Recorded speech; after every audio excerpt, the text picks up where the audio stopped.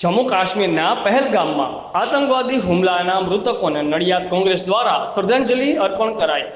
જમ્મુ કાશ્મીરના પહેલગામમાં પ્રવાસીઓ પર થયેલા આતંકી હુમલામાં મૃત્યુ પામેલ મૃતકોને નડિયાદ શહેર કોંગ્રેસ સમિતિએ શ્રદ્ધાંજલિ પાઠવી છે।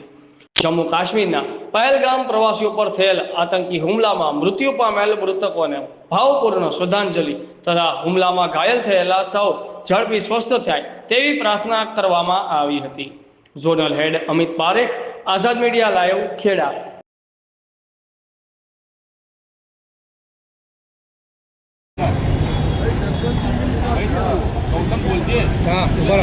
બોલ બકા, હું ઇન્ટરવ્યુમાં હું ત્યારે જ તારા ફોન આવે છે।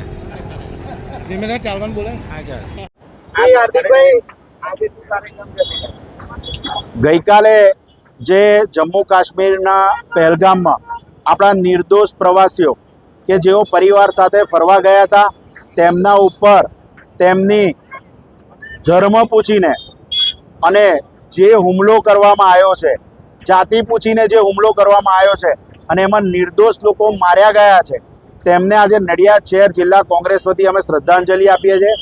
જે લોકો ઈજાગ્રસ્ત થયા છે તેઓ જલ્દી સ્વસ્થ થઈ જાય। આજ રોજ આપના માધ્યમથી સરકારને અમે કહેવા માગીએ છીએ કે અમે સરકારની જોડે છે।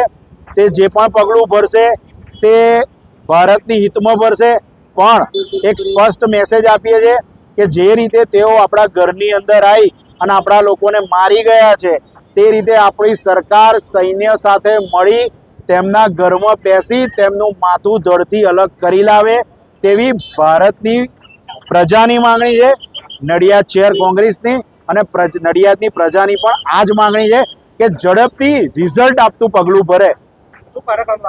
આજે આતંકવાદી હુમલો થયો છે તેના અનુસંધાનમાં નડિયાદ શહેર કોંગ્રેસ વતી અમે આતંકવાદીનું પૂતળું પણ આજે અમે અહીંયા બાળવાના છે અને આ કૃત્યનો અમે નિંદા કરીએ છીએ, વિરોધ કરીએ છીએ અને કેન્ડલ માર્ચ દ્વારા અમે તેઓને જે ગુજરી ગયા છે તેમને શ્રદ્ધાંજલિ અર્પણ કરીએ છીએ।